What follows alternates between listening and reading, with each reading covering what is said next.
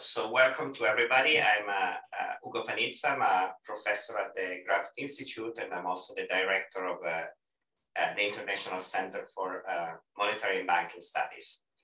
So I guess we all know that on August 15, 1971, President Nixon closed the gold window and effectively ended the fixed exchange rate system, which has been prevailing since the end of World War II.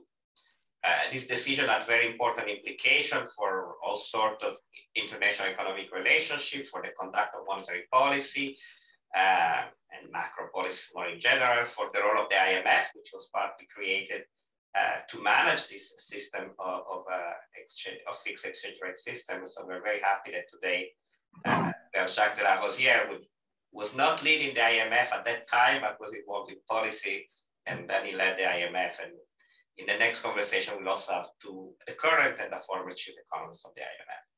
So we started a discussion with the Observatoire de la Finance, led by Paul Dembisky, and us at the Graduate Institute, Cedric T, who directs the economics department at the Institute, Alexander Svoboda, who created the Center for International Monetary Banking Studies, and myself, which are currently directing the center, with the idea of having a series of conversations to discuss what we learned in these past 50 years. Because of COVID, ended up being 50 plus 1 year, so I guess it's fine. And so we'll have over the month of March 4 panel conversation with world leading experts. The first one today on what happened. Next week, the pros and cons of different policy regimes. Then we'll have one on the effect of Bretton Woods on economic research, and then one on the future role of the dollar. So for this first of this conversation, we have Rui Esteves. I can never pronounce your name. Say Esteves Rui. We will be sharing the first discussion, so let me give the floor to Rui. Thank you very much, Hugo. I'm a colleague of Hugo at the Graduate Institute, and I'm very happy to kickstart this first session of an interesting series on the legacy of Bretton Woods. So as Hugo mentioned today, we're starting with something that looks very Kiplean, very factual. It's essentially what, when, why, and how Bretton Woods ended and influenced the post-Bretton Woods floating exchange rate regime situation. We'll have 4 distinguished panelists, apart from Jacques, who has already been introduced. We'll have Professor Catherine Schenk from the University of Oxford, Professor Barry Eichengreen from the University of California, Berkeley, and on the list, Professor Harold James from Princeton University. And the 4 panelists will start by making their introductory remarks, starting precisely with Jacques, please. Thank you very much. I'm delighted to be invited today and with friends like the ones that are here tonight.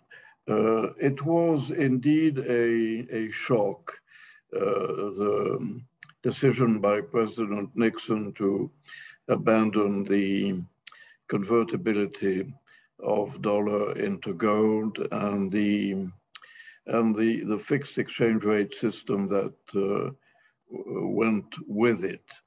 I remember just an anecdote. I was a relatively young official on the French Ministry of Finance, and I was, it was the 15th of August, on vacation in Italy with my family. And I received on the 15th of August a telegram, a very laconic telegram, asking me to be in Paris at 9 o'clock the next day. And there was no reason in the telegram. So I decided to take the train and to move from Geneva to Paris during the night.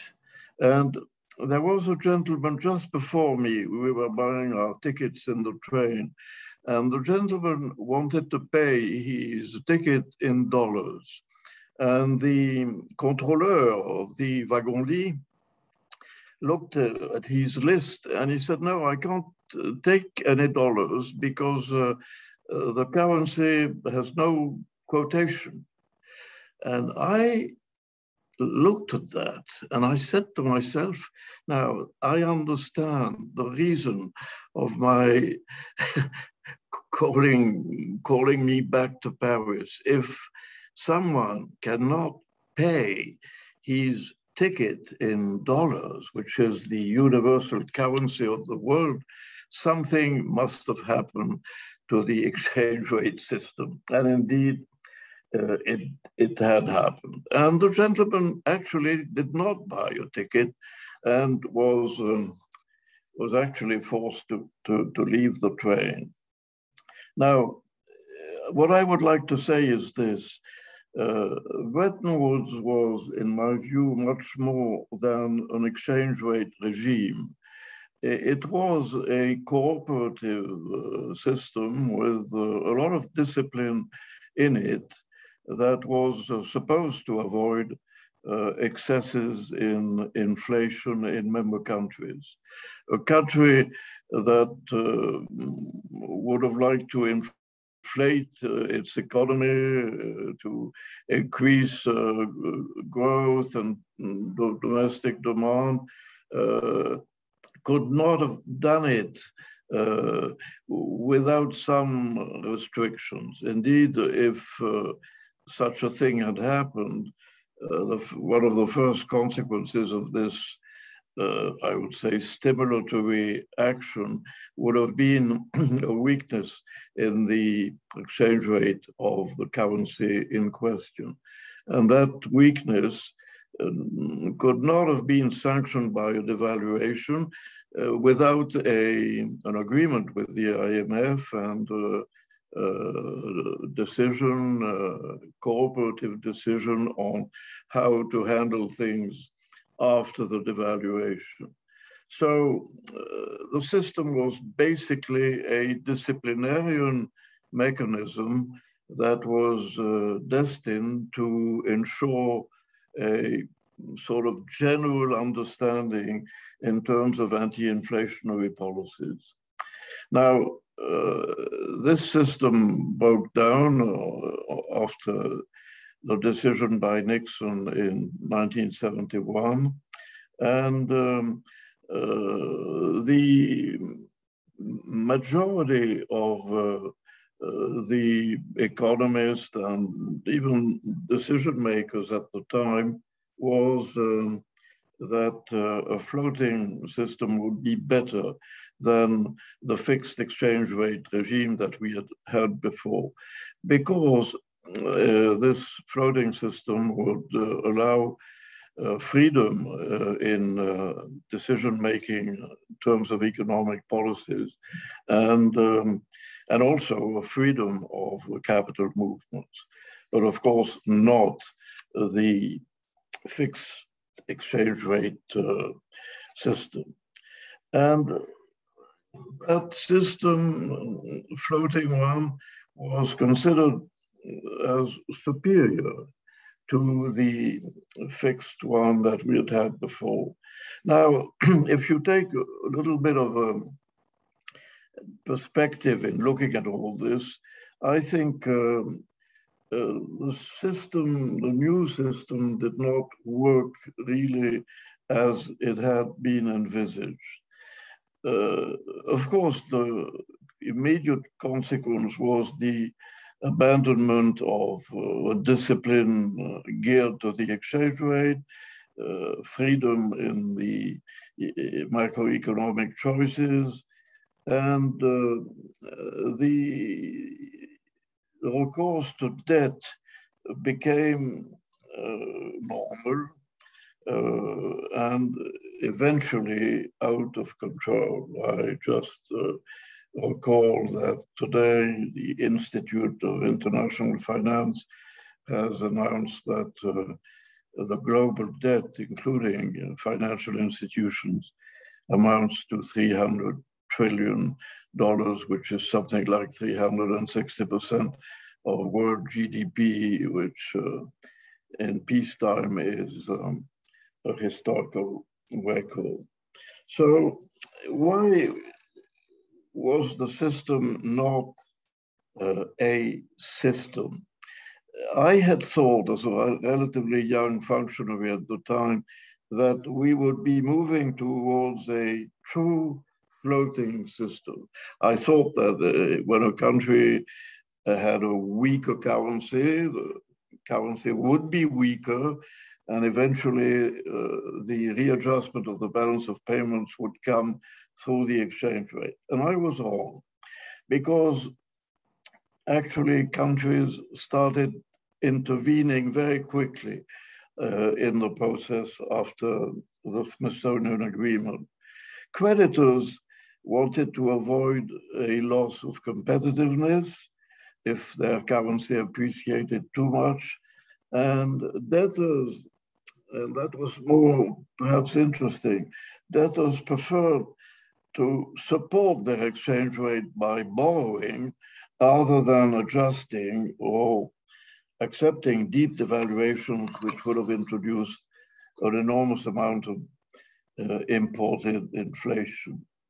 So, in fact, each country acted as it wished. The notion that I had been brought up with, which was that we in the Ministry of Finance in France were in a way responsible for the external value of the French franc, that idea disappeared. No more countries would really feel that they were responsible for the external value of their currency. It was for the market to adjust and to determine the value of the currency.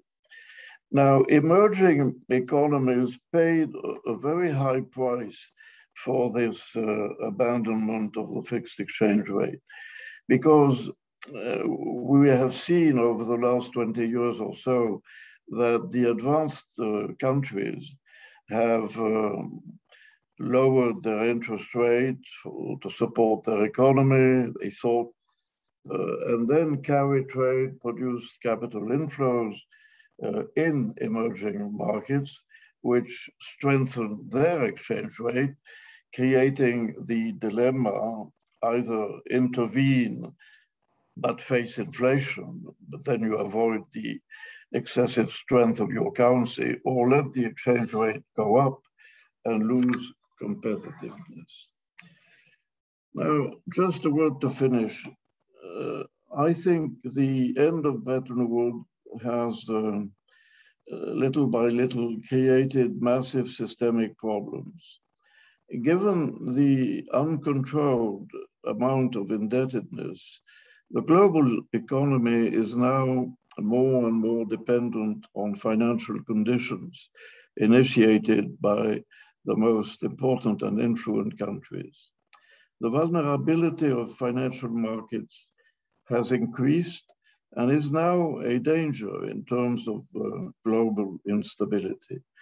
And the emerging markets are particularly fragile and subject to the ups and downs and vagaries of financial markets. There is actually no system, but the addition of national objectives and initiatives, which is an invitation to compartmentalization and protectionism, currency wars, monetary policy, contagious to exchange rate for exchange rate purposes, etc. Now, I think that we would be better off if we had a proper system, but I am conscious of the fact that there is no political consensus, because the big actors prefer the statu quo, which gives them full freedom. And it is also tough to get out of the liquidity trap or the debt trap in a situation of over-indebtedness. One needs growth to do that. And growth has been hurt by the absence of structural measures and by the lack of productive investment, both elements which had been encouraged by low interest rates, as well as some element of inflation, but not too much. which is not happening. So I think the consequences of the demise of Bretton Woods are very important, very fundamental, very structural, and unfortunately lasting. And that's what I wanted to say this afternoon. Thank you for your attention. Thank you very much for your comments. Now we move to Catherine Schenk. Thank you very much. It's a privilege to hear Jacques de Larosière's recollections and indeed his important insights into the longer term consequences. I'm going to take a provocative historian's view and a quite purist view of the Bretton Woods system. So my first question is when did the Bretton Woods system end? And I think there's a whole range of options that we could choose. So I'm thinking of the Bretton Woods system as a pegged exchange rate regime, pegged exchange rate system with current account convertibility that was supposed to be supported by a fund that members contributed to allow them to get over short-term fluctuations in their balance of payments without abandoning their peg or imposing more draconian controls. So maybe it ended in 1947. That's when the Americans changed the rules and said, well, sterling should be completely convertible right away. It was, and that was a great lesson for everybody else to never do that, or at least to delay it for another 10 years. So the whole idea of convertibility went off the agenda. Maybe it was 1949. This was a year when a lot of currencies, particularly across Western Europe, devalued without really consulting the International Monetary Fund beforehand. Maybe even a better date is 1962. Now in 1962, you had the gold pool. This is a collection of the G10 central banks who were supporting the market price of gold at the official price set at Bretton Woods of $35 an ounce. Already the market was not buying the myth of the $35 an ounce, and it required these kind of plumbing repairs in order to keep the system afloat. These include Federal Reserve swaps that were begun in 1962. And by 1968, they were the facilities available were the equivalent of 40% of global foreign exchange reserves of the advanced economies. So this is a huge other kind of support. We're getting into a whole other system now than what was designed at Bretton Woods. Another system of support was the Bilateral Concerte, which was a series of central bank loans and agreements amongst themselves from 1962 until 1976. Okay, so maybe you don't want 1962, but you have to think about 1968. So this is when the gold pool collapsed, when the $35 per ounce for the official rate of gold was sustained, but in fact, the market rate was allowed to change and the official rate was just really for other central banks. Or we come to 1971, which is the focus of most of the discussion today. And in August 1971, the gold window is closed. The official gold price has changed, but it's a price at which you cannot buy gold anymore because it's not convertible. But I would say that's not the end of the Bretton Woods system. They immediately and really determinedly strive to go back to a pegged exchange rate regime. So they haven't given up on the Bretton Woods system, and you have the Smithsonian Agreement at the end of 1971. So another date, maybe June 1972. This is the month that sterling floats, and it's supposed to be kind of temporary, but everybody is pretty sure they're not going to be able to get back into a peg.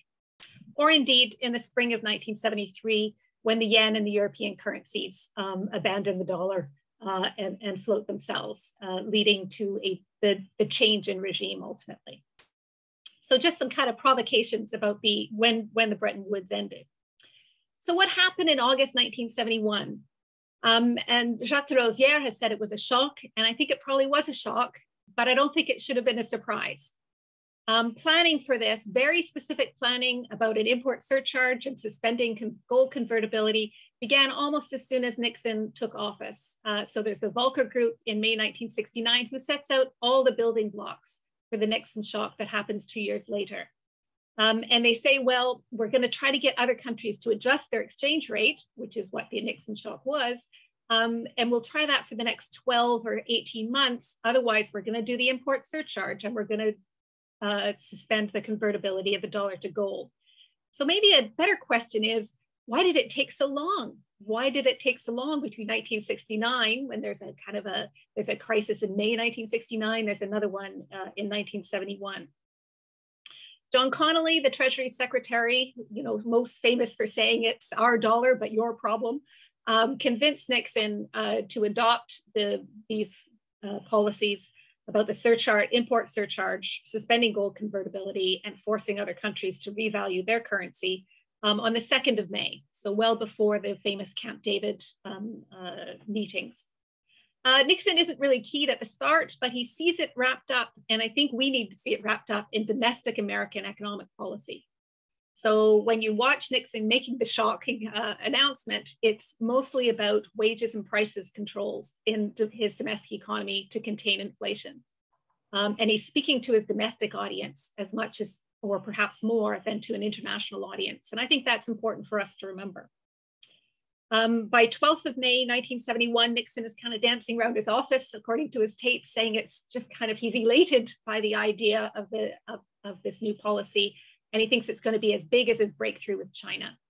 And that's the package that they take to Camp David. Intriguingly, they don't have any plan of what they're going to do once they've done this. And Volcker is left to kind of run around the world, reassembling the pegged exchange rate regime.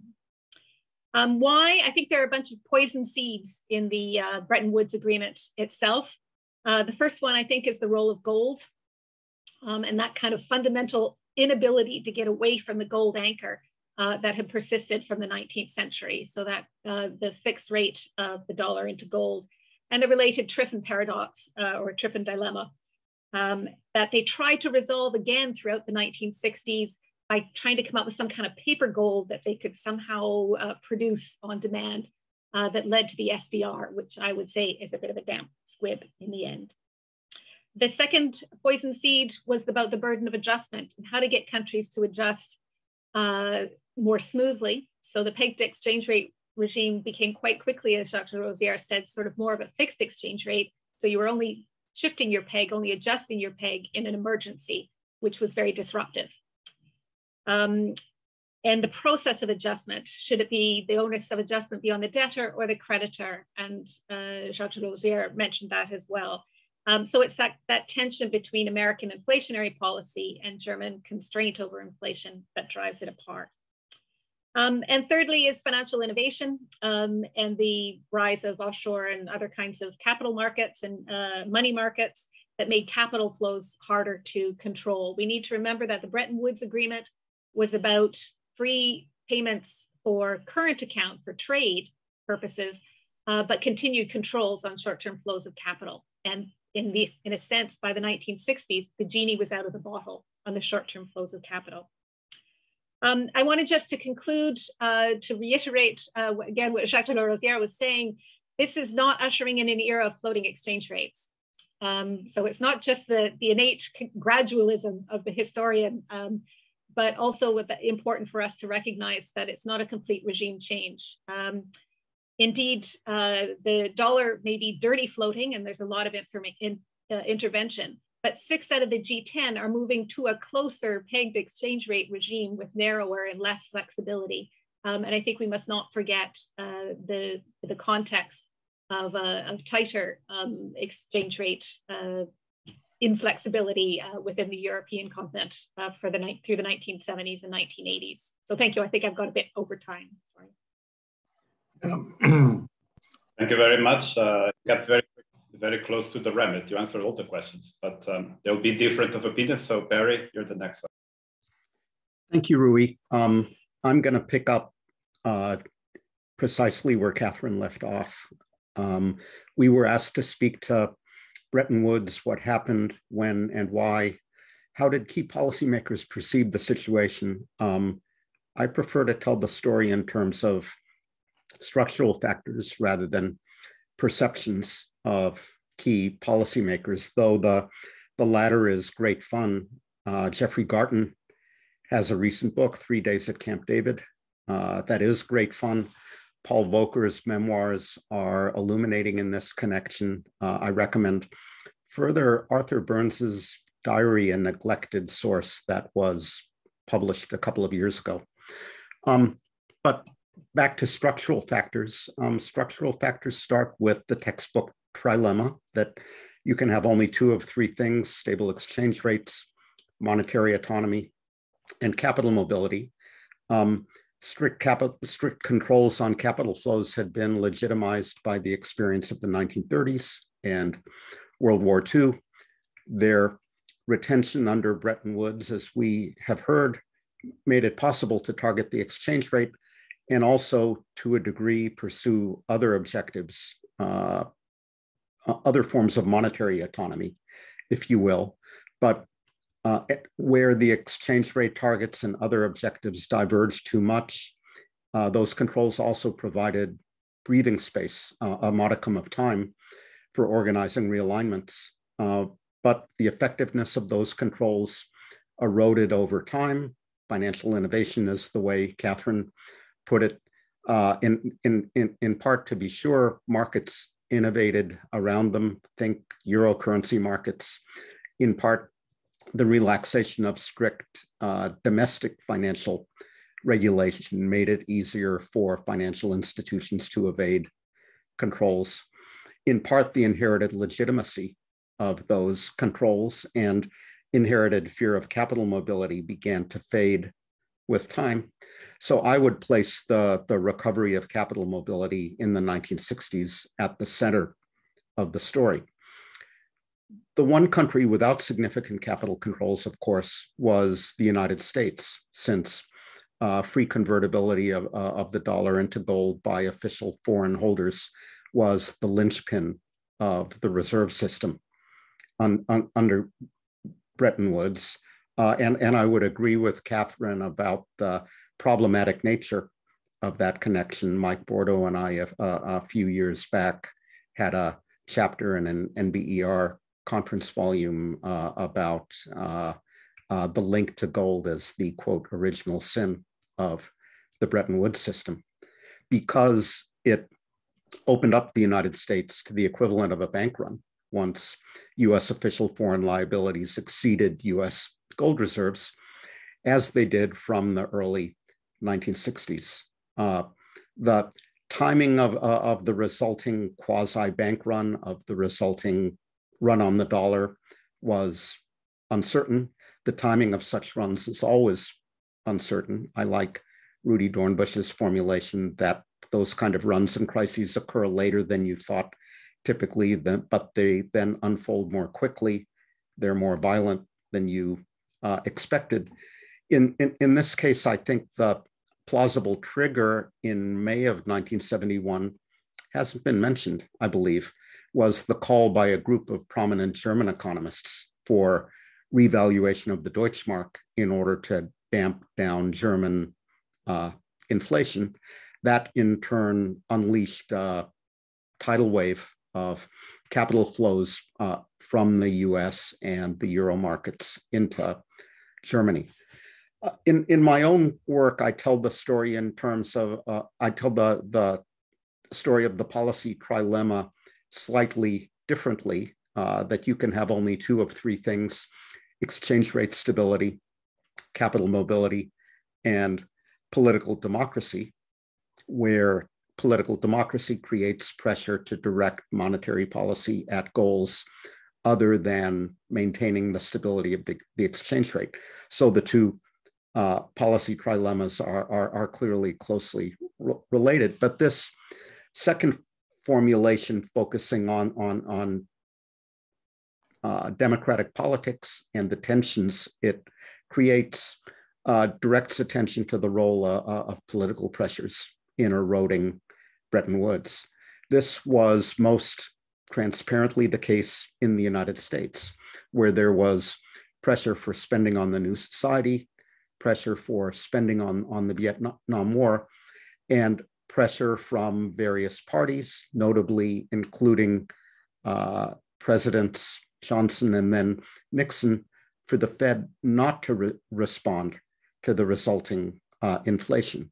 But I think one can argue that politics also played a role in other countries.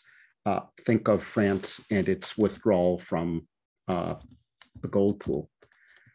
Finally, even if those political pressures hadn't been so intense and the United States had been better able to contain inflation, the system wouldn't have survived much longer, since having the US contain inflation would have skewered the global economy on the other horn of the Triffin dilemma, if you will. The resulting global liquidity shortage would have threatened the expansion of trade and the growth of global GDP, both of which had been admirably supported over the previous, after Catherine's caution about dates, I hesitate to put a number on it, over the previous 10 to 15 years, perhaps. And given this global liquidity shortage, something would have had to give, presumably via a round of competitive devaluations. Earlier and larger SDR issuance, as we've heard, could have addressed this dilemma. But here again, politics intervened, and SDR issuance was too little, too late. The US had initially been reluctant to contemplate creation of a rival to the dollar. Developing countries later wanted a link between SDR issuance and their development needs. More generally, governments couldn't agree. This last being the fundamental obstacle to reforming the Bretton Woods system. This last, that governments more generally couldn't agree, being always and everywhere the fundamental obstacle to international monetary reform. Back to you, Rui. Thank you very much, Barry. And now it's Harold's time. Please, Harold.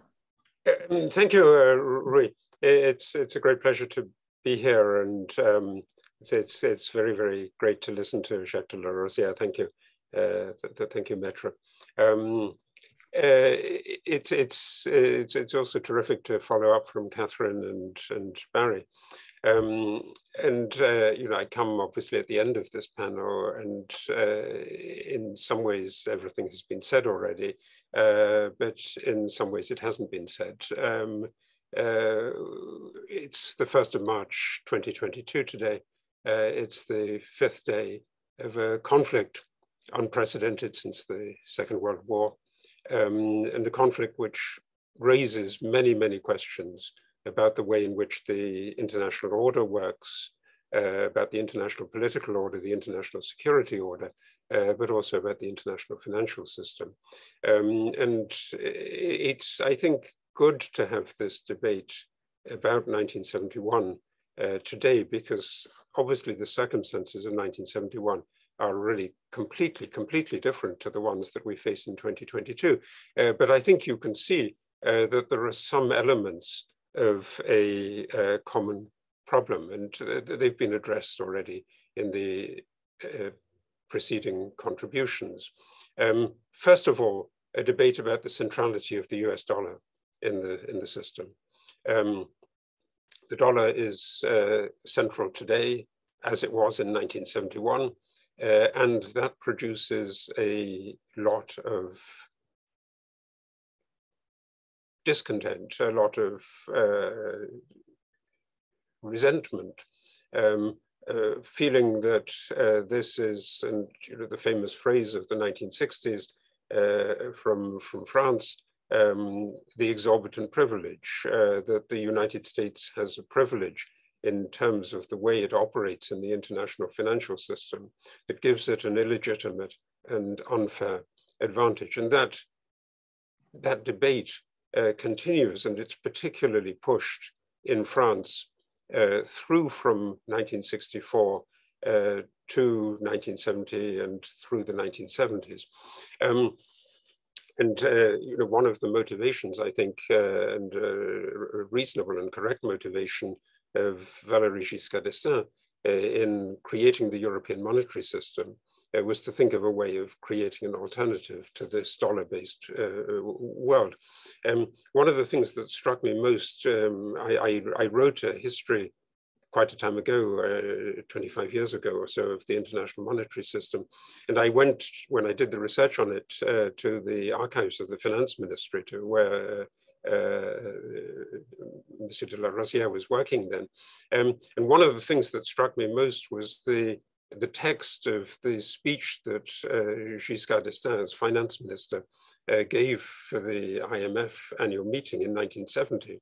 And in the finance ministry, there's the handwritten corrections to that text put in by the President of the Republic, by Georges Pompidou, saying you cannot set your time by a defective clock. You cannot set your time by a defective clock. And the feeling there was that, that there's actually a better solution, and certainly from de Gaulle, certainly from Jacques Roueff, was the idea that a pure gold standard would be better. And there was a nostalgia for gold as a way of correcting the abuse of the US dollar. Well, there's exactly the same thing that has been going on for a long period of time in Russia. Since the 1990s, discontent about the centrality of the US dollar, appeals to gold, ideological statements that gold is somehow more in contact with the Russian soul, that you think of the gold icons, that Russian history is about the story of gold. The first Bolshevik currency was called the chervonets, the golden coin. Gold has a substantial appeal as a way of bashing the United States. The second point is that this is a discussion also about multilateralism, and it's a discussion about a United States that didn't want to be limited by multilateralism anymore. And if you read the many biographies of Nixon now, it's very clear that Nixon got very angry at the idea of multilateralism. He didn't like the idea, for instance, of the IMF producing a better series of better grid of exchange rates. Jacques Polak was working on precisely that in 1970 and 1971, but the United States Treasury doesn't want to listen to that. So the United States is believing itself also to be a prisoner of a system, and they believed that they were trapped. And it's a famous story with the N-1 vision of Bretton Woods that every currency can adapt, can adjust. It's the question that Barry raised already, how do you do adjustment? Do you devalue or revalue? But there's one country that can't adjust, it's the United States. The United States can't do anything to the dollar. And so in that sense, they need to break out. But one of the frustrations about multilateralism that was, I think, also colored the view of Connolly in particular, of the International Monetary Fund, was the belief that the then managing director of the IMF, Pierre-Paul Schweitzer, was going around Washington criticizing not just the dollar order, but also the Vietnam War, and that the IMF was playing politics, and the United States, as a consequence, and particularly Connolly, didn't care for dealing in any way with the IMF and dealing with this system, which should have and might have imposed a kind of disciplinary mechanism. So the result of that is that Nixon wants to break out, and I think that's really the sense of a liberation in August 1971. And these moments are moments of liberation. In September 1931, 40 years before that, when the British pound got out of the fixed exchange rate, that was also suddenly a feeling of liberation for the British government. But then you need to listen to what Nixon was promising, I think, in that television address, this great television address on the 15th of August. And I remember seeing that as I was then a teenager on the television. Nixon said, we need to do three things. We need prosperity. We want to create prosperity without war. So he was thinking about the big international situation, prosperity without war. And he says, first of all, we must create more and better jobs. Secondly, we must stop the rise in the cost of living. And thirdly, we must protect the dollar from the attacks of international money speculators. Now, if you listen to those three promises, you'll realize that all three of them are betrayed by what Nixon did. it didn't create more and better jobs. There was more unemployment in the 1970s. It didn't stop the rise in the cost of living. The rise in inflation in the 1970s was spectacular. And one of the reasons that the measures that Catherine talked about of trying to recreate a version of the Bretton Woods system up to 1973 didn't work was that the US wouldn't play by the rules anymore. So that the inflation is out of control. And protecting the dollar from the attacks of the international money speculators. Well, actually, the international money speculators become the heart of the system. And they're absolutely at the center of the remade Bretton Woods system. So, you know, when I think about this, I prefer the very, very interesting lecture actually given in Geneva by our friend of many of us, late friend, Robert Mundell in 1970. And Mundell made 3 prophecies in 1970. One was, despite the coming turbulence, the dollar would remain the center of the international system. Secondly, that the Europeans would get a single currency, their own unified currency. And thirdly, that the Soviet Union would break up.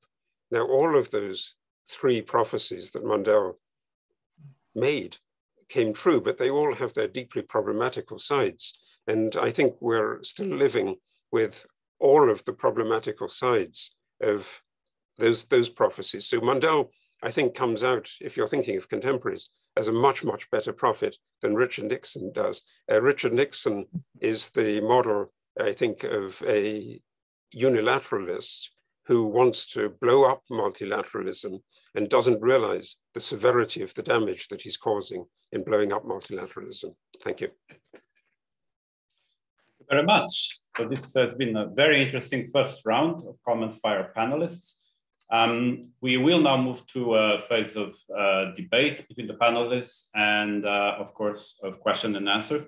If you want to ask questions to the panelists, please type them in the Q&A space that you find at the bottom of your Zoom, and I'll do my best to go on your behalf.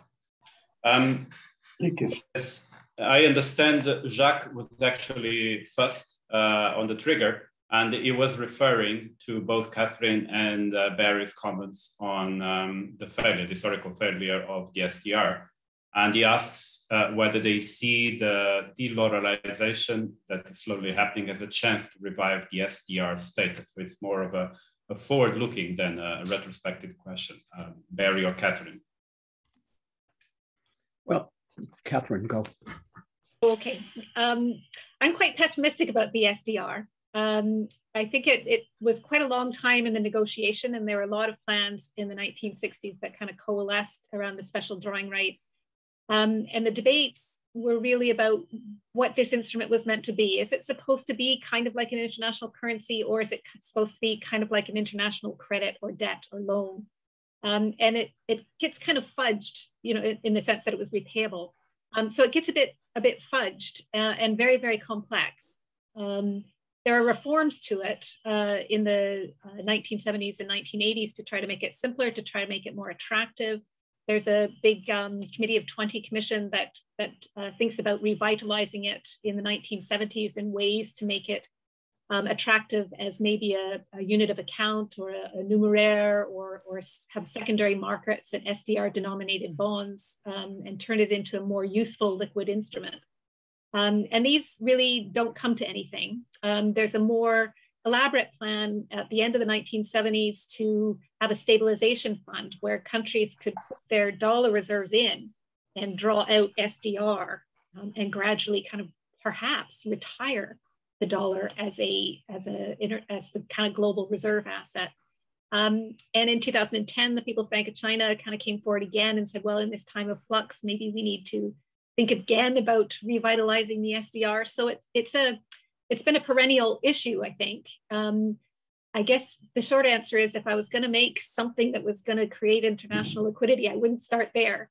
So it's hard to kind of to manipulate the SDR into something that would play the kind of role maybe that Jacques de Larosière is looking for. What do you think, Barry?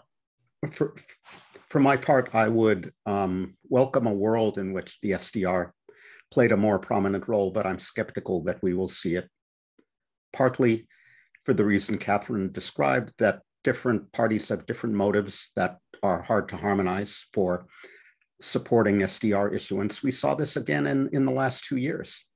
A new tranche of SDRs in response to the pandemic, and a vague promise to reallocate them toward countries in need, reminding us of the link in the 1970s where nothing has happened. That doesn't add luster to the case of another tranche of SDRs. In addition, for the SDR to play a meaningful role in the international monetary system, we would need two things: private markets in SDR-like instruments. And if there was an appetite for that, they'd already exist. There's no obstacle to private markets creating a portfolio of 5 currencies, securities denominated in such a portfolio. And secondly, the ability of an entity like the IMF to provide liquidity to that market, to act as a global lender of last resort. So I continue to tell my students, no global government means no global currency, which means a limited role for the SDR. Hello. Yes, thanks. Well, I think undoubtedly Catherine and Barry are right about this historically, that the peculiar circumstances of the SDR meant that it couldn't really be useful, and the reluctance to see it as a private instrument. So the Europeans in the 1980s pushed a European currency unit, and there were ECU, and there were bonds that were denominated in ECU and so on. But even that doesn't take off. But I think that Jacques de Larosière's wish for something that is an alternative to the dollar is acutely relevant and very, very important. And it is indeed one of your initiatives, Monsieur de Larosière, in the 1970s, to think of the substitution account as a way of solving that kind of issue. That I think is relevant today because of the way in which technology is altering money. And so if you think of the way in which over the last day there's been this spectacular rise in the price of Bitcoin. Why? Because people are using Bitcoin in order to move capital out of Russia. We will have now an alternative in terms of private currencies, not just Bitcoin, there will be many, many others. And in those circumstances, revisiting this debate about a suitable international currency and a suitable official currency that is not a single national currency, I think does become more relevant again. And so, yes, I mean, indeed, the SDR story of the last year is also very disappointing, but I think that doesn't mean that it isn't an urgent task to think about. Thank you. There is a comment more than a question by David Vines on the characterization of the Bretton Woods system as the continuation of the gold standard. David has been working on the macroeconomic history of, or the history of macroeconomic thought in Australia. And he states that Bretton Woods is better understood as a fixed but adjustable exchange rate regime, as originally explained by Keynes in the 50s, and popularized by one such Australian economist, Trevor Swan. So this is more of a comment, but since it's targeted to Catherine, I don't know if you want to. I guess I would agree that it's a pegged but adjustable. I think fixed is sort of a more difficult word to accept maybe, but pegged but adjustable. The problem is how to adjust. And as you know, that was kind of fudged also at Bretton Woods, that you'd have to be in fundamental disequilibrium, and goodness knows what that means. So nobody kind of was able to define it. And indeed, through the 1960s, during the heyday of the Bretton Woods system, countries would wait so long, too long before devaluing, and then it would be very disruptive. So I think I would agree with David that we're talking about a pegged adjustable rate. We have emphasized gold here today, I think, because of the August 1971 debacle. But I think before that came about, or even 1968, gold didn't seem such an important part of the system. But certainly the inability to have smooth adjustment in the pegged exchange rate regime was a problem. Thank you. Barry, one of your co-authors, is picking your brain. So related to what you said about the unlikely durability of Bretton Woods, even with the liquidity shock, Michael Bordeaux points out that in a paper you co-wrote, you argue that a gold dollar system could have lasted much longer than it did. And he adds that he's always been skeptical of Triffin's story. Would you want to comment? No fair citing a panelist's own work against him. We did simulations in that paper imagining how much longer the system could have persisted had the US pursued less expansionary monetary and fiscal policies. And it likely, as a system of pegged exchange rates, would have lasted for longer than it in fact did, but it wouldn't have lasted forever. The Triffin dilemma would have come to bite at some point. And I don't think even our clever simulations show otherwise. Fair enough. Catherine Mann wants to move the discussion to the institutional dimension. And so she says that financial innovation and liquidity obviously play a key role in the exchange rate dynamics and the various trilemmas that have been alluded to.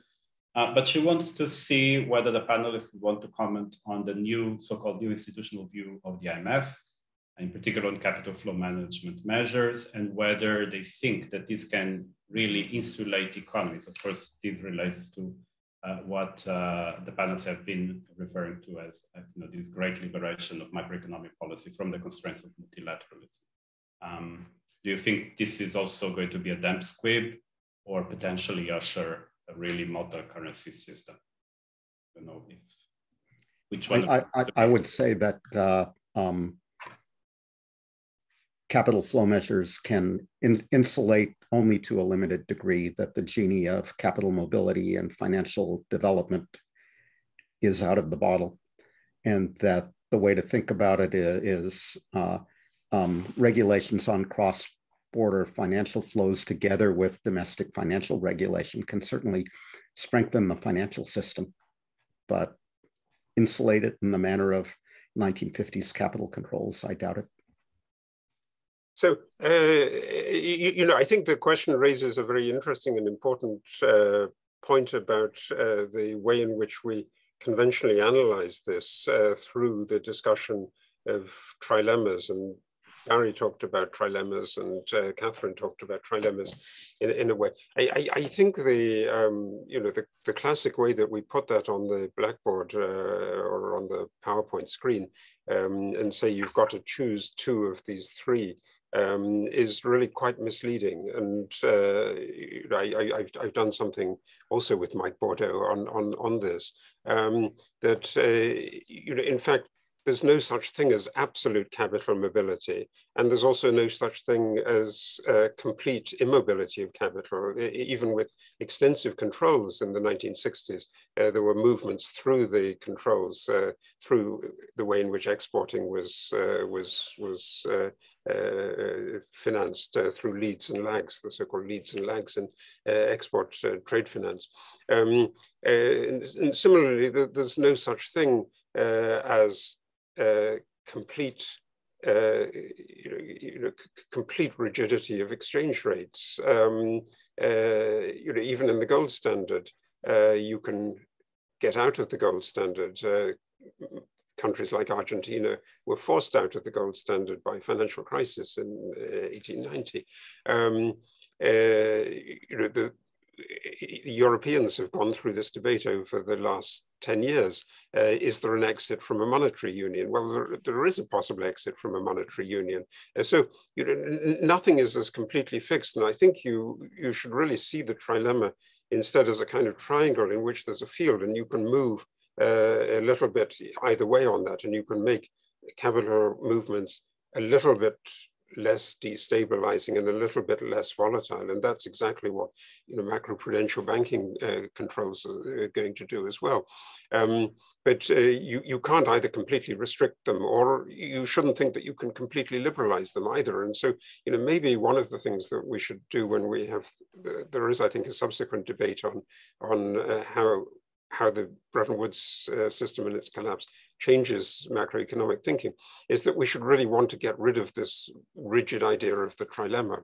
And similarly with democracy, we think that voters are supreme, but they can't decide absolutely everything. They have to think of what the rest of the world wants, and in that sense, the rest of the world is always going to provide constraints and limitations. Real quickly, if I can add. Can I? No, I don't participate. Sorry. Jacques, go ahead. I'll add in a moment.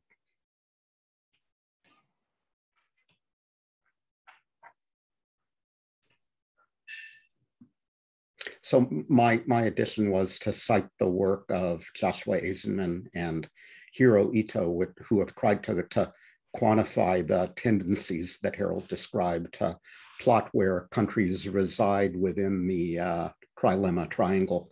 And Professor Esteves, together with a certain co-author, has tried to do this historically. Yes, thank you, Barry.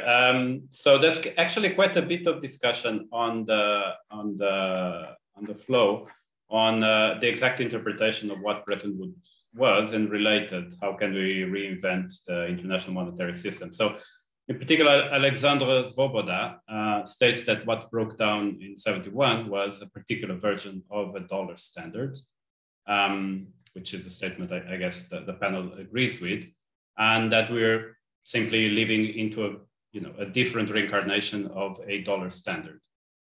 Would they agree that there are actually less constraints on the US today than there were at the time that Nixon was having his soul search? And in particular, reacting to Harold, is the dollar standard defined by pegging to the dollar or something else? No, I mean, the dollar standard isn't defined by the peg to the dollar anymore, but the dollar standard is defined by the access to US financial markets and by borrowing from the US. And, I think borrowing in dollars from other institutions. You don't need to borrow from US institutions in dollars. But, I think that does raise exactly the crucial issue.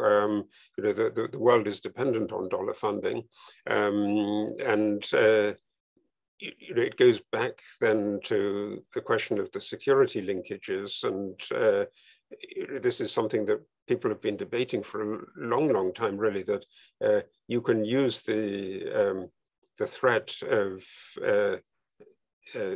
cutting you off from this system against very small countries like North Korea very effectively. But if you use it on a bigger scale and an ever bigger scale, does it then push for a movement? And, are you going to see, after the events of the last weeks and months, an alternative Chinese-Russian system? Those are, I think, the alternatives that are raised. And precisely, I mean, it's very like the debate of the 1960s, but it has a kind of different turning. The 1960s was about the ability of the US to finance deficits because of the way that it could use the issue of the currency, the seigniorage. The story of the globalized era is the way in which the US can use the clearing systems and the threat of being exited from the clearing systems as a way of establishing control and putting over its political priorities. I think Harold makes a really good point about the sort of the role of the dollar in the international monetary system and the role of the dollar in the international money system. And maybe and I'm thinking of the latter as more the kind of the private sector, maybe international financial system is a better way to put it. I'm not sure that 1971 was the end of a version of a dollar standard. I think it was the last gasp of an effort to resurrect it and to stave it up. I think we really have to keep our eye on the Smithsonian Agreement, and it's almost baffling in retrospect to think of the determination with which they went back to a pegged exchange rate regime, albeit at different exchange rates that devalued the US dollar. And even at a time, I mean, you'd had Milton Friedman since the 1950s talking about floating, you'd had Treasury secretaries talking about floating, you had George Shultz in the American administration talking about the benefits of floating, and yet they still couldn't get there. So I think rather than the end of a version, you see this, you could interpret 1971 and the Nixon shock and what followed as a kind of an attempt to grab back onto the system, and it's not until 1973 that it goes. In a sense, I think what we heard about, there was a sense of freedom, probably maybe not in 1971, but maybe even more in 1973, in giving up the battle. And so is the United States under fewer constraints? I think there probably is a stronger international political position, at least for that domestic mandate for the Federal Reserve and in this kind of more globalized system. The sanctions and the really keen focus on the financial aspects of and the payment system aspects of the sanctions against Russia are really interesting. And I know that Iran had similar sorts of exclusions from SWIFT and others.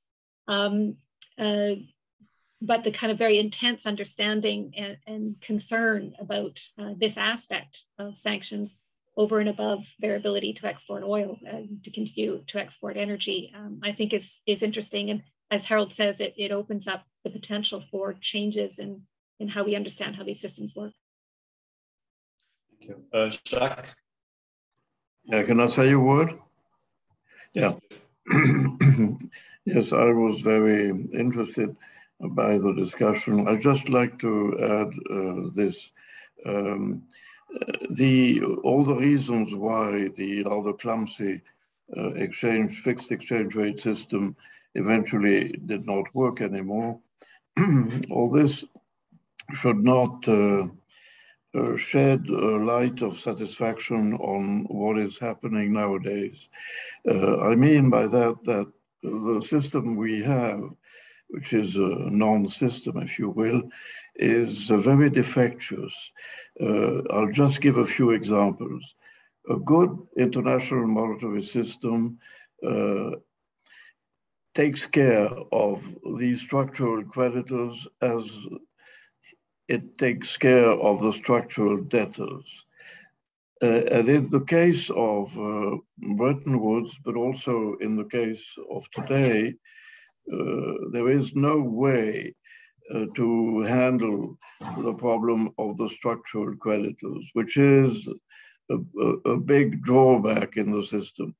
And the second thing I wanted to say is that the fact that you have a universal currency, which is the dollar, which is the currency of the system, maims the multilateral aspect or objective of a international monetary system.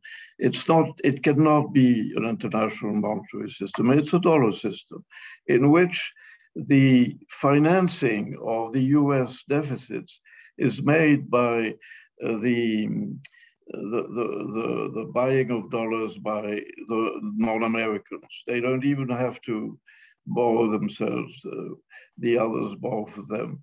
And that is not a good system to take care of intelligently of the need to adjust the macroeconomic imbalances of the United States. So in a way, you don't take care of the creditors, you don't take care of the big debtor, which is the United States, and you pretend that you have an international monetary system, which is not true. And I very much agree on what Harold James said in terms of multilateralism. Remember, in the 1930s, the problem was nationalism, national currencies, currency depreciations, etc., competitive depreciations. And the Americans in 1944 wanted to leave that thing, to abandon it completely, to have a multilateral system. And today, we have a very national system. Everybody intervenes as he likes, and in function, in relation to what the Americans do.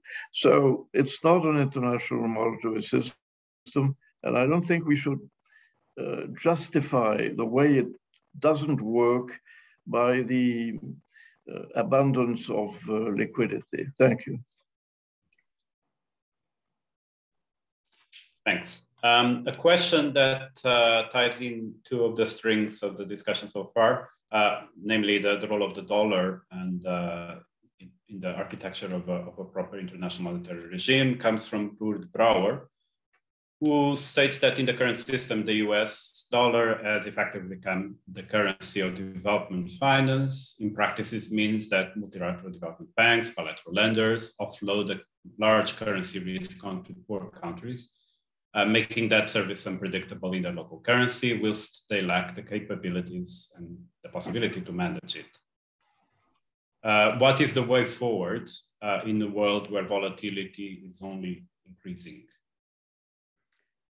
The way forward is hedging. So this is a well-known problem with a well-known solution that only needs to be acted upon after many years. There are NGOs. There is an NGO based out of the Netherlands called TCX that tries to create these hedging instruments for developing countries. It's supported by donations. It could be supported big time by the World Bank and the IMF and regional development banks to scale up those hedging services. There is an issue if development projects and loans have a very long gestation, very long period to conclusion. It's hard to provide hedges that extend over a long period, but I would imagine that clever financial engineers could solve that. Very good. We have then a question. Well, we return to the questions on the SDRs, actually. So we have a question from an anonymous attendee who asks whether in the current situation, issuing SDR would be justified, given that the world is already awash in liquidity. Would it not make it harder to control world inflation and to reduce central bank balance sheets? And given that the assurances which were provided at the time of the creation of the SDRs of not creating a link to the needs of the capital needs of low development countries, is it not illegitimate to create such a link in the current situation?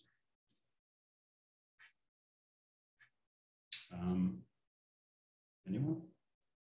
Yeah, I mean, I think the spirit of the question is right, that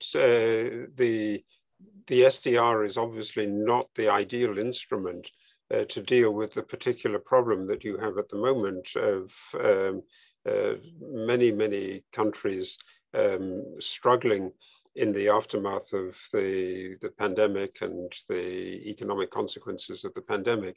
The design of the last years was to try to issue SDRs and then to try to create a fund of goodwill that rich countries would dedicate some of their SDR allocations to the countries that were struggling to find the fiscal room. But that's obviously a very indirect way of doing it, and it's using an instrument that was intended for something quite different, for absolutely alien purpose. So it's a question of taking a second or third best option there, and there would be more obvious and more direct ways, I think, in which that question of getting larger fiscal room for countries that are in very dire straits at the moment could and should be managed. thing maybe to think about as an extension of that idea is we're about to enter a period of very, very high energy prices. Now in the 1970s, there was a special oil facility through the International Monetary Fund where some of the surpluses were deposited to be used by developing and poorer countries. Wasn't hugely successful, but it was an initiative. And obviously that's not something that's going to be forthcoming again in the current climate. But the potential for particular imbalances and shortages and the distributional effects, I think, of this energy shock could be a real challenge, I think, to the international monetary system. And I hope somebody in the World Bank and the IMF is thinking about it now.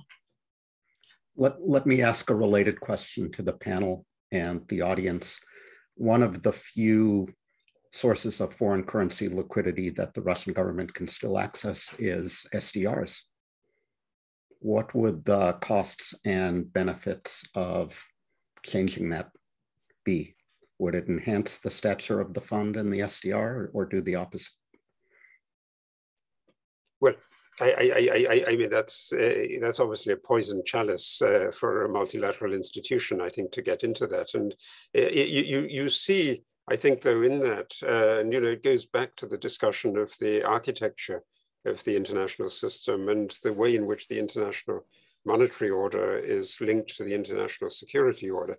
In the vision of Bretton Woods in 1944 and in the San Francisco conference that created the UN in 1945, there's a remarkable parallelism in that the 5 big countries that were on the Security Council of the United Nations were also supposed to be the 5 largest shareholders of the IMF. And so there was a way in which the IMF was directly linked into security issues. But because the Soviet Union never joined the International Monetary Fund, and because of the revolution in China and the way that the Chinese seat was the Republic of China, Taiwan, until the end of the 1970s,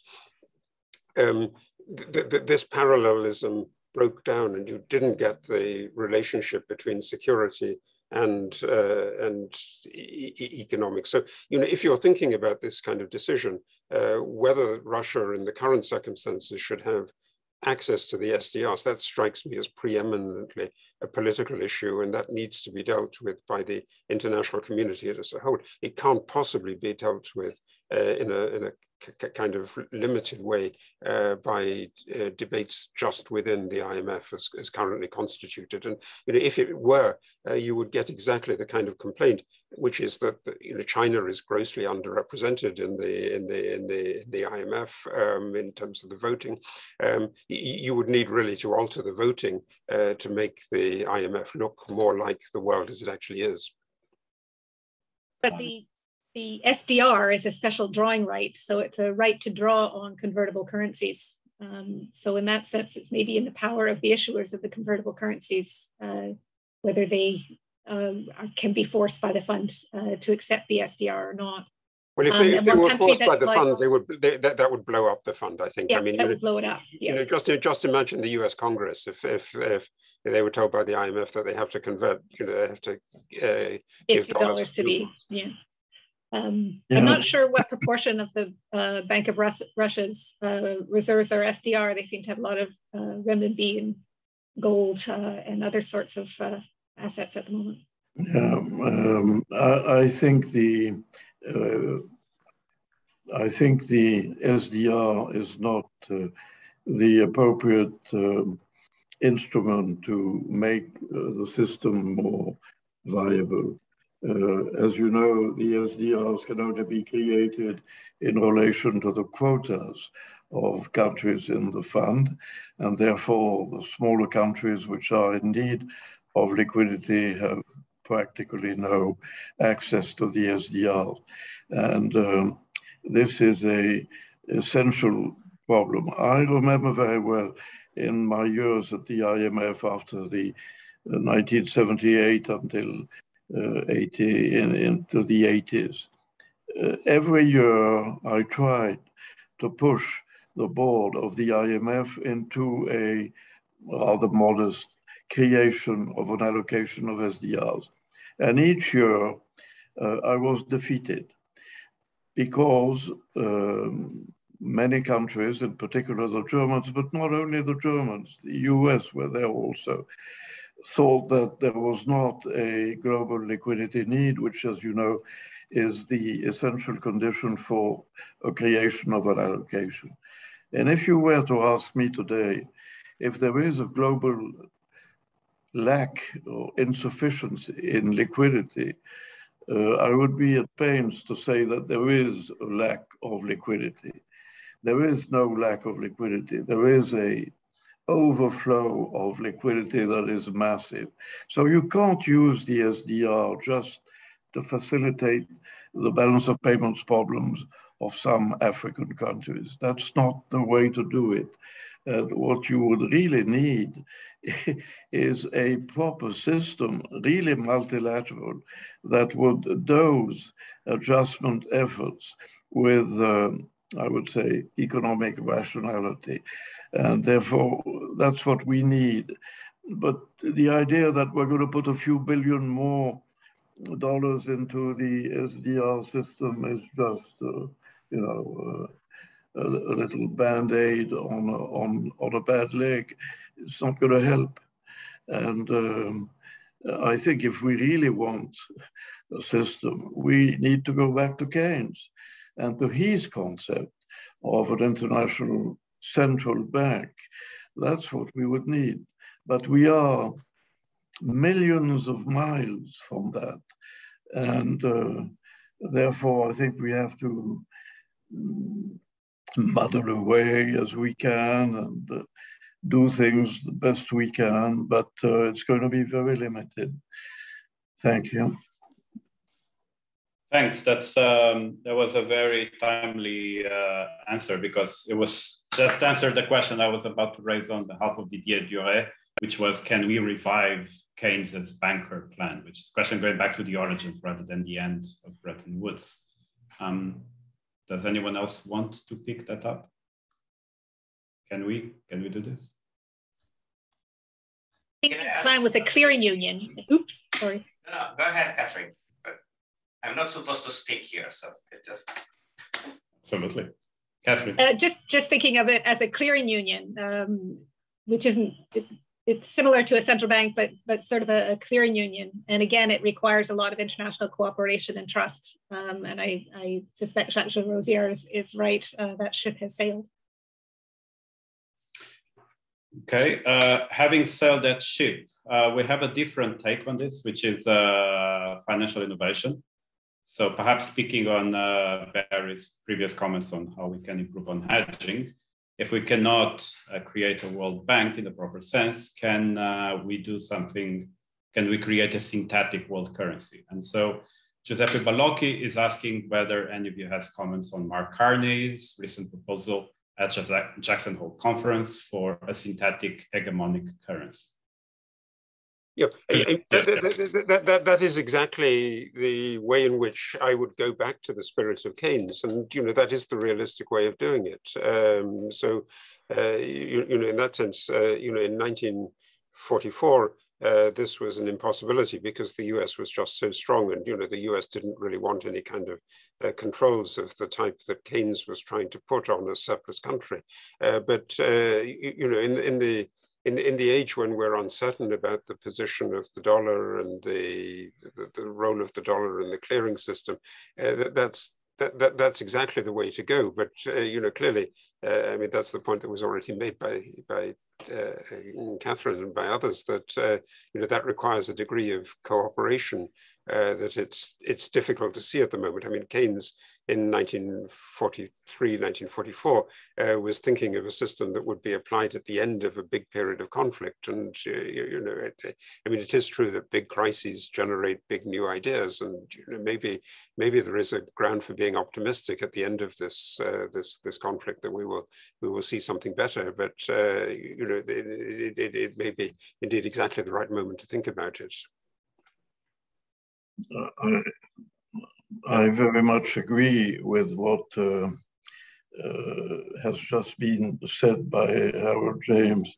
if you want to have a truly international monetary system, you have to have a synthetic currency that is, in a way, the expression, the reflection of the world at large, and it can have a decent element of solidity, stability.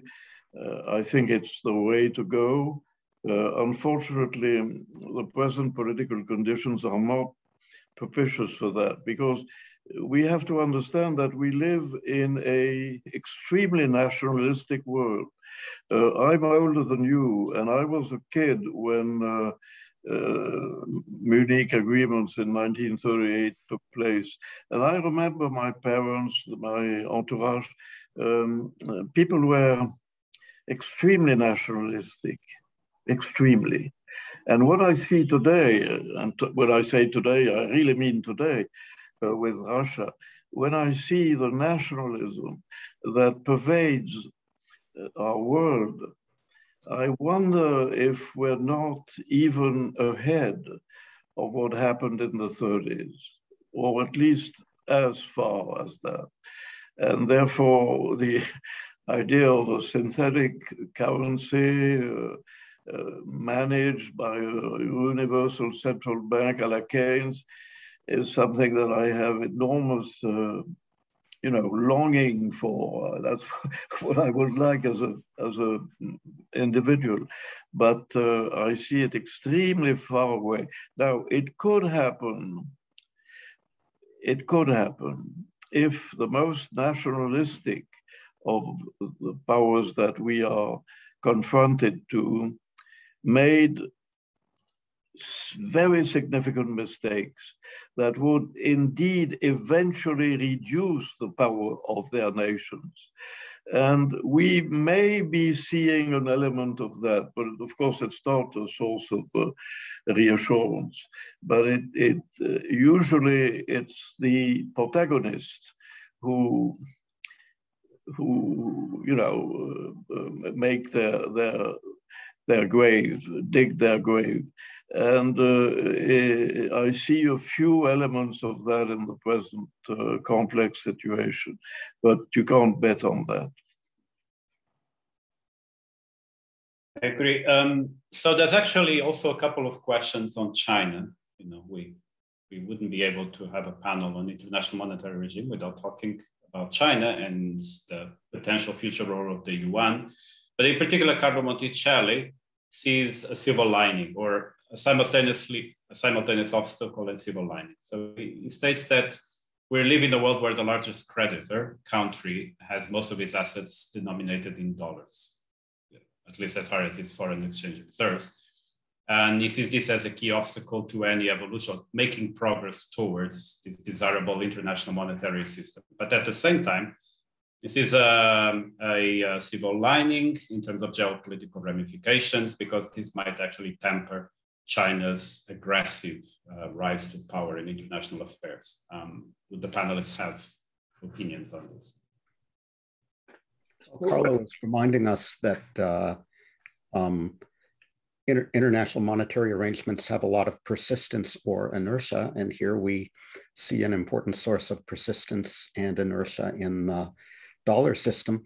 The data we have on PBOC reserves suggests that they're trying to move away from dollars as fast as they can, which is not very fast, given that their holdings are large and they don't want to move the markets against themselves. So I find all that vaguely reassuring from the point of view of the immediate stability of the international monetary system. I don't think these holdings of dollars will significantly shape Beijing's policies towards, say, Taiwan, though.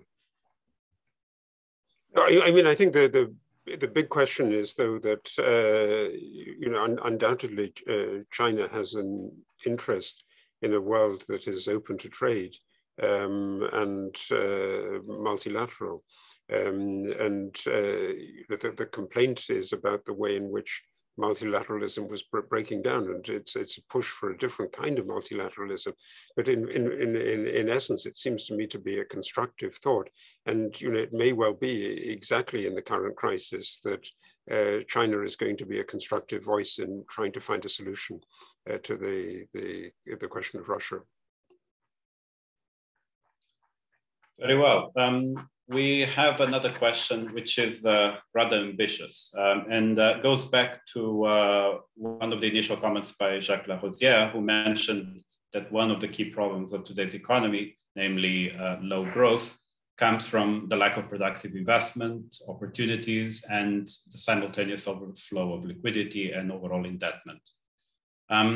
Ladislau Dauber then asks or notes that big money continues to be earned in the asset management industry, which he considers to be speculative investment, and whether there would be a way through regulation perhaps to making these large assets under management actually productive. So how could regulation help finance productive and perhaps alleviate the secular stagnation problem that has been discussed for a while? I don't know if Jacques wants to take the first. Where is he? Yeah, yes,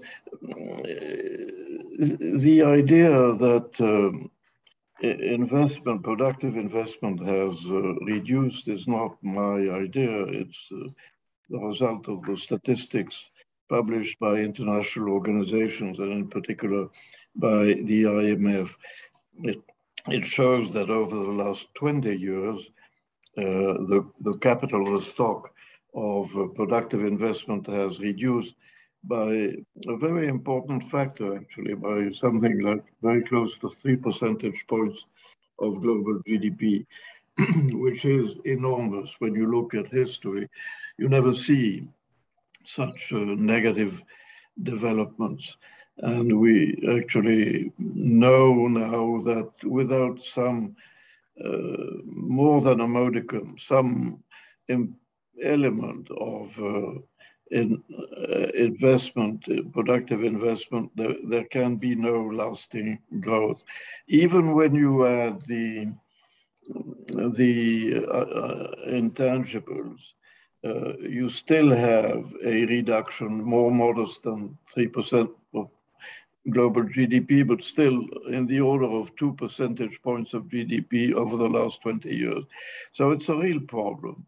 Now, one of the reasons, it's not the only one, but one of the reasons why there is this fall in productive investment. I'm not speaking of the residential investment, which is not in that statistic. Residential investment has gone far, far up, but it doesn't contribute to the growth of GDP. So when you look at that, you see that the liquidity trap that was feared by Keynes in periods of monetary stimulus, where interest rates are very low, liquidity trap is attracting a lot of, in Europe in particular, it's probably less true in the United States, is attracting a lot of savings from households. And the part of financial savings that are constituted by households in Europe, that is the part that is liquid, purely liquid, let's say accounts in your bank, is increasing fantastically. Everything is up. And the liquidity trap that was feared by Keynes, who was not a believer in zero interest rates, is that people prefer to keep their savings in a liquid, non-risky form than to put it in longer-term projects that carry risks and no remuneration.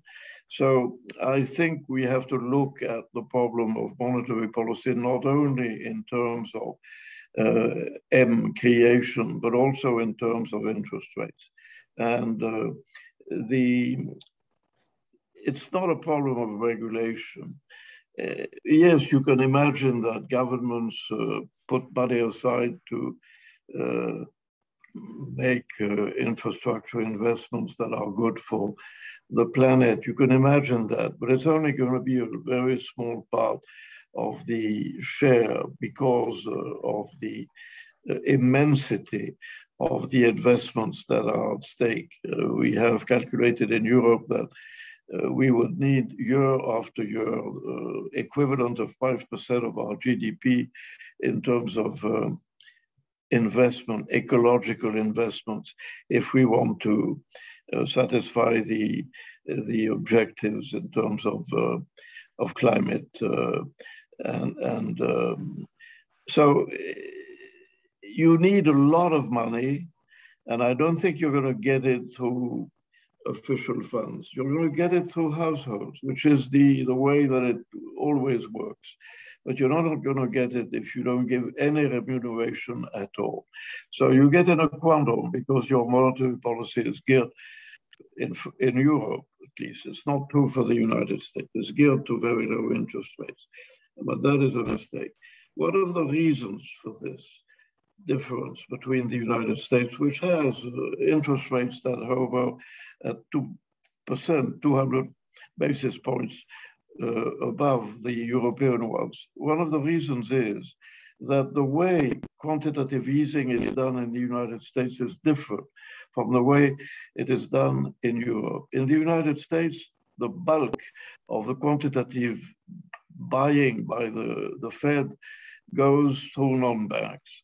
And therefore, it nourishes deposits, because when the Fed buys to a non-bank, an insurance company or fund, buys securities that were in that non-bank before, it creates a deposit. In Europe, we do it practically only through the banking system. But when the ECB buys a security from a bank, it doesn't create a deposit, it creates a reserve. And the reserve is idle because it can't be immediately transformed into a deposit or loan and a deposit. And this rather technical aspect of the process of quantitative easing, I think, has a big influence on the interest rate. Why? Because when the ECB understands that it doesn't work because the reserves are idle, they do not percolate into the economy, contrary to what happens in the United States. Instead of copying the United States, which I am trying to push them into, they do more quantitative easing because they feel that at some point it's going to work. But at some point it doesn't work. And the reserves, I have written an article recently on the reserves accumulated by the commercial banks in Europe in the books of the ECB are absolutely flabbergasting. And the result is lower interest rates. But lower interest rates have a lot of inconveniences and drawbacks in terms of productive investment. So I think we're going to have to, at least in Europe, because in the US it doesn't work that way. In Europe, we're going to have to look really very seriously at the way they do or undo quantitative easing. Thank you. Thank you very much. That was a very comprehensive answer to a complex question.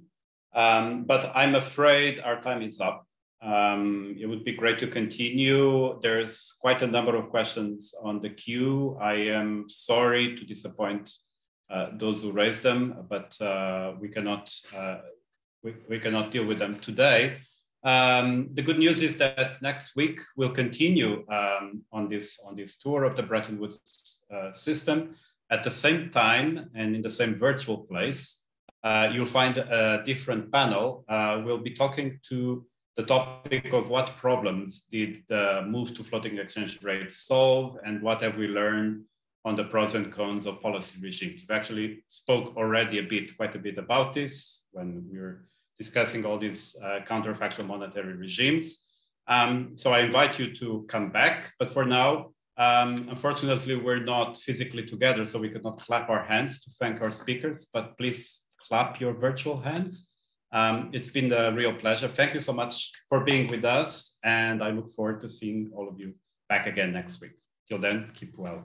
And, thank you. Thank you.